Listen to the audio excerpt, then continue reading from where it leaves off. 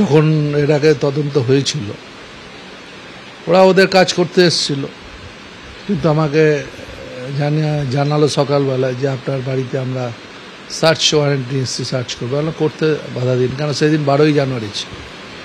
আমি ওদের বলেছিলাম শুধু দিনটা 12ই জানুয়ারি, আমার অনেক প্রোগ্রাম আছে, শিডিউল আছে, এই দিনটা না হলে ভালো হতো। এই হোক, আপনারা এসছেন, আপনাদের কাজ আপনারা করুন। এখন 1 বছর পরে আবার সকালবেলা এসে আমাদের অফিস সল্টলেকে, যেটা আমাদের বিধায়ক অফিস, ওপরে আমার ছেলেমেয়ের অফিস আছে, তো সেখানে গেল উইদাউট নোটিশে, কোনো কাউকে জানালো না, নিজেরা ঢুকে গেল। আর রেস্টুরেন্টে গেছে, সে গেছে আমাদের অফিস দোকানকে আমরা বলেছি যা দেখতে চাই দেখিয়ে দেবে, কিন্তু একটা ইন্টিমেশন দেবে, তো মালিককে তো ইন্টিমেশন দেবে। এটা কি ধরনের এনকোয়ারি হচ্ছে? আমার মনে হয় সবটাই একটা ব্যাপার, বোগাস ব্যাপার। তার কারণ হচ্ছে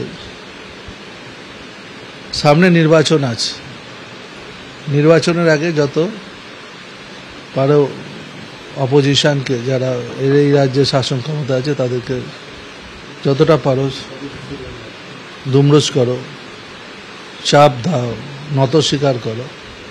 কিন্তু আমি পরিষ্কার বলি, নত স্বীকার করবার কোনো বিষয় নেই। তার কারণ আমরা এমন কোনো কাজ করি না যেটা মানুষ আমাদের বলবে কিংবা সোসাইটি আমাদের বলবে, এটুকু সাহস আমাদের আছে। ইডির এই তল্লাশি একেবারে রাজনৈতিক উদ্দেশ্য প্রণোদিত, এমনটাই বলছেন দমকল মন্ত্রী সুজিত বসু। আর কি বললেন পাল্টা বিজেপির কেন্দ্রীয় প্রতিমন্ত্রী সুকান্ত মজুমদার, দেখুন। দেখুন, সুজিত বোস সম্পর্কে আমি আগেও বলেছি, ওনাকে আমি এগরোল মিনিস্টার বলি। উনি একসময় এগরোলের ব্যবসা করতেন স্টেশনের বাইরে। আমাকে সাধারণ মানুষ বলেছে, আমি তো কলকাতার লোক নয়। এগরোলের ব্যবসা করা কোনো খারাপ না, রাস্তায় চা বিক্রি করাও পরিশ্রমের কাজ, যারা করেন তারা ভালো কাজ করেন। কিন্তু সেখান থেকে আপনি মুখ্যমন্ত্রী হতে পারেন, প্রধানমন্ত্রী হতে পারেন, যে কিছু হতে পারেন, কিন্তু আপনি হাজার কোটি টাকার উপরে মালিক হয়ে গেলেন। কিভাবে মালিক হলেন, এই তথ্যটা তো বাংলার মানুষের জানার অধিকার আছে।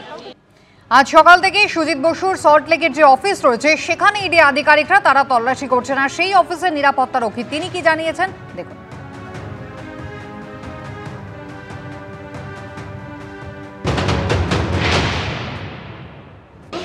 তালা মেরে দিতে পারলো। ভেতরে ইডি কজন অফিসাররা রয়েছে? 6-7 জন দেখলাম মনে হচ্ছে। সকালে তারা যখন এসেছিল আরো কেউ ছিল এখানে যাদের?